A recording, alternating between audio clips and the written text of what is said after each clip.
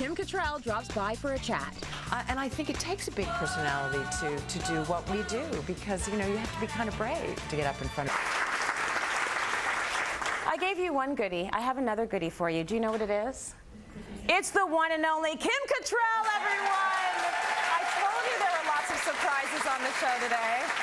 We are so excited to have you here, and of course you're in town for Private Lives, which is a play that's been reinvented. You mentioned it hasn't been up and running for the past 7 or 8 years, so it's back again and it's been reinvented, and you've got a hot and sexy co-star who happens to be Canadian. Yes. Paul Gross. Yes.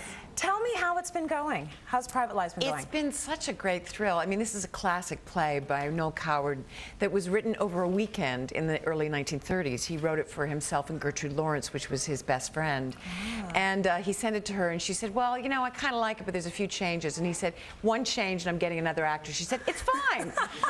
It's as actresses do, you know. And it's been revived very, very many times and been done by very famous actresses like Maggie Smith, and Elizabeth Taylor did it famously with Richard Burton on Broadway.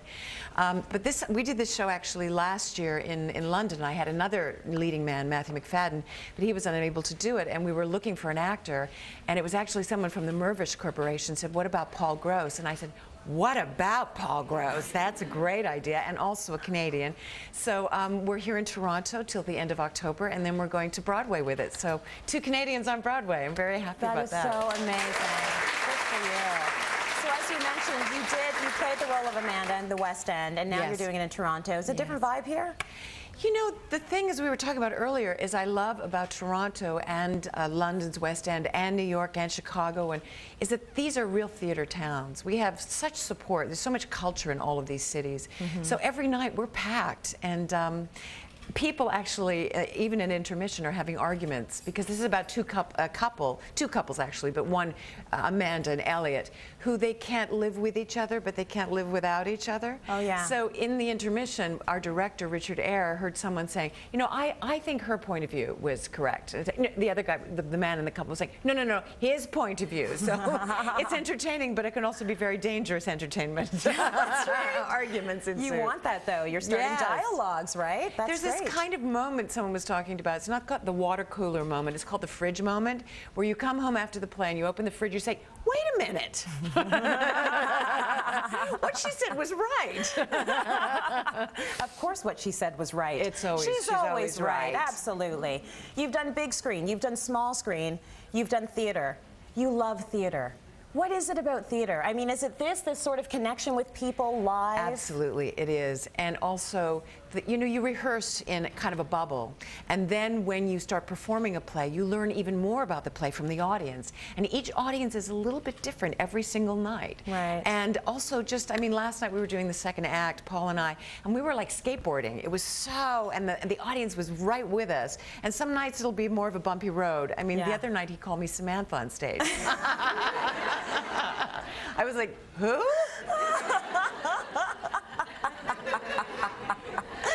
And you have to just keep going, just keep right? going, it's yes. And we have this huge fight scene. Well, you probably can't see because I'm covered with makeup, but I have bruises all over my body. You know, you bang into something. It's not Paul who's beating me up. It's the furniture and myself. Well, Martha would have stopped that ages ago, I'm sure. You know, I want to talk a little bit about being in this industry as a woman and knowing what you want. You're practically raised in this industry. You've been doing this for a long time, since you were a young woman. You've gotten to a certain point, and you know, I've read interviews with you where they say, you know, you can be a little particular.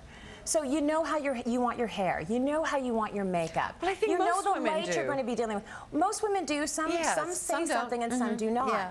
So I want to talk about the difference between knowing what you want and being a diva, because there's a difference, isn't there? Well, I happen to find that diva always had a very positive connotation. You like being a diva? No, I don't think I'm a diva. I think I'm a professional. But I I think people sort of really do have a negative connotation. You used to have, you know, divas in The Sopranos, you know, in the opera, and they were big divas and big personalities.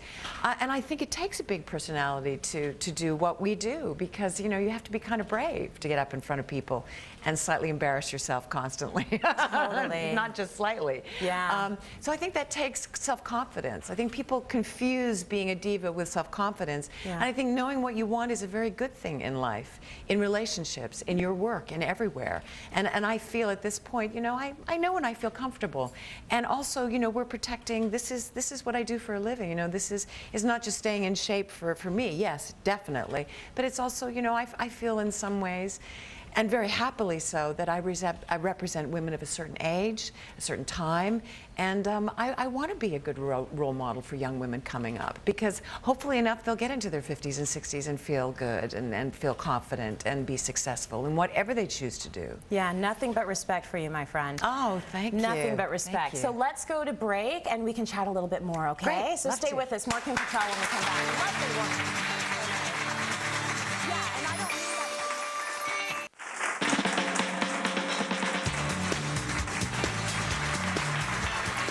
Exciting. After the show today, we are going to be drawing for tickets to see Kim in Private Lives. The show runs from September 16th until October 30th at the Royal Alexandra Theatre. I hope you win. It's a great show. It's a great show. I've heard nothing but rave reviews about it. So I pulled this quote that this is from you, and I want to talk a little bit about it. Don't get scared. It's okay. It's great. So this is what it says. I'm finding now in my 40s that the less... Oh, well, this is a while ago. Yeah, it was a while ago. It was last year. Yeah. I'm finding now in my 40s that the less makeup I wear, the better. I think softer is better as you get older. With everything, except men. And your abs. And your abs. And your tush. So let's talk a little bit about that. How have things changed for you as you've gotten older in terms of your beauty regime? Because it is our Fashion Friday. We talk a lot about fashion and about beauty on today's show. You know, I think for me, yes, less has been more. And I don't think I've been happier in my life than I am now. I think that, you know, you lose some things as you get older, but you gain a lot more. And I think that's from, this sounds so corny, and when I read it, I think, ugh.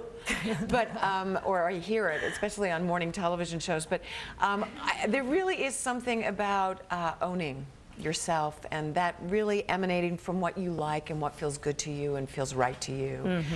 But less is definitely more. I'm also finding that I don't want to squeeze into those little tiny, you know, hem lines anymore. I want middle of my knee. That's perfect for me.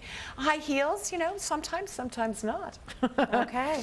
I like the flats. I like a little support. You know, I sometimes just a pair of really fun biker boots are kind of fun too. Yeah. But I have no desire to be 20 or 30 or even 40 anymore. I'm really happy being 50, and my interpretation of what 50 is, which makes me feel good. Well, I'm glad you mentioned, yeah, sure. Give her a hand for that. It's nice to age gracefully and be accepting of it and be okay with it, because we so rarely see that, and we don't have a lot of images of that in the media. Yeah, and I have a lot of sympathy for a lot of women who feel that they have to, you know, stretch themselves into a sausage to sort of feel okay, or keep a man around, you know. I mean, really, it's kind of scary. I live on the Upper East Side in New York, and sometimes I walk down the street and I think, oi. What did I just pass? It doesn't look like a person anymore. You know, it's becoming a whole new breed. And I want to look good, but I want to look good for this time in my life. And I don't want to just look good. People say, oh, you look good for your age. I just want to look good, you know, and feel good. Totally. So, yes, less is more, and I just softer colors, softer lipsticks. You know, these red nails are for Jungle Red, are for the show, which I kind of enjoy. But usually it's more buffed and just softer. Well, listen, Sex and the City, which we haven't talked about at all. Do you guys know that Shocking. show? Have you heard of the show? It's called Sex and the City. Any rumors? I was wondering what was taking you so long. I know, I don't know. I got all caught up in you. I like talking about you. So Sex and the City, are any rumors, any of these rumors true that there might be another movie, and would you do it if there is? You probably know more than I do about it. I mean, I hear prequel. I don't really hear another sequel, so I really don't know. I mean, the main writer and director and producers said, you know, we feel that that we've told the stories that we wanted to tell. Yeah. But the writer Candice Bushnell has come out with a book called The Carey Diaries, which is pre, the starting of the series. So there might be yet another sort of story to tell before the girls actually get together. Well, here's something you might not know about our show on Fridays. We usually have a fashionista because everyone sort of decks themselves out for our Friday show. So I'm happy you're here for this. Maybe you can help me give this to our fashionista today. Sure. Can you come with me? Absolutely. I have got you're stuck. You stay. Okay. It's you, my friend. We've never done a man before. Oh, wonderful. Here.